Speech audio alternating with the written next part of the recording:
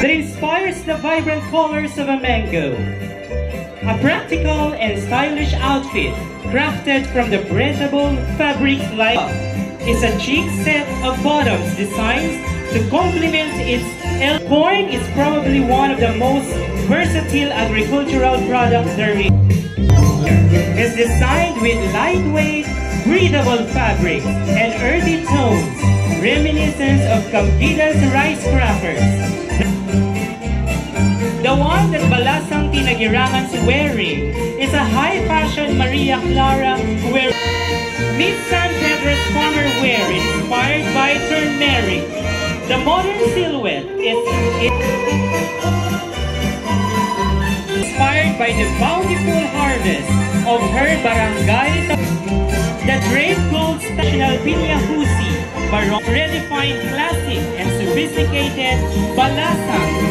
Fashion Ilocano farmwear resembles the Carabasa chips of Barangay Palungpong. The intricate embroidery of the skirt and plate tapis give it couture realness.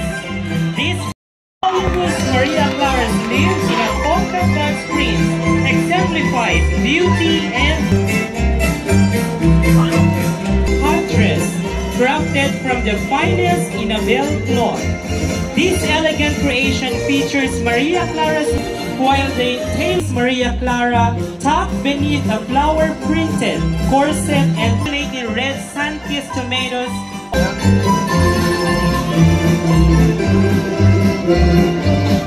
Her sleeve dress with a luxurious twist, seamlessly blending Filipino elegance with European maize. Is a cereal grain native to the Baay. It is incredibly versatile. Bininggan, a champagne corset adorned. The salakot adorned with left. Pimentel, inspired by the golden abundance of cornfields. This peasant dress combines rural simplicity. Mango serves as the inspiration for this off-shoulder dress of Balasang Timaypali, which exemplifies a beautiful combination of style and the Tobago clan, wearing practical work attire such as a hat and durable clothing.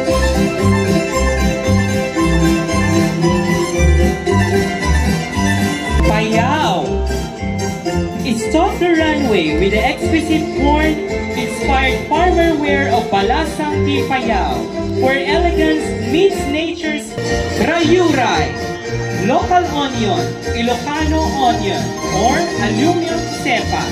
These are but some of the names of the Kangronaan. Balasang Kangronaan's elevated farmer wear is inspired by the majestic maize. Corn is akin to the Talan.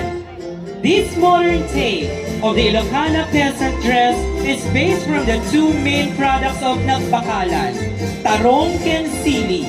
The trouser and tapis represent nasamit, na pintas, na imas. These are some of the words. Dariudio. Sambaguita is also known for its sweet, gentle scent and the petite, starchy white color. Abnuang, textured and rustling, shiny and vibrant. Tobacco and eggplant are the two inspirations of Balasang Tibagnuang. The vibrant ensemble of Balasang Tibawa West is inspired by corn or maize. It represents youthfulness and productivity. The two big flowers of Balasang Tibawa West. Balasang Parangupong's ensembles inspired by corn or maize. The textile used mirrors the texture.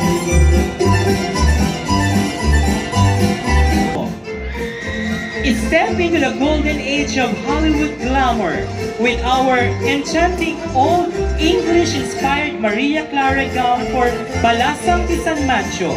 This exquisite ensemble is part of this ensemble as a tomato girl trend is its minimalism and versatility, as there's no set way to pull off of tobacco leaves in the wind, mirroring the hills in its deep, warm colors. It's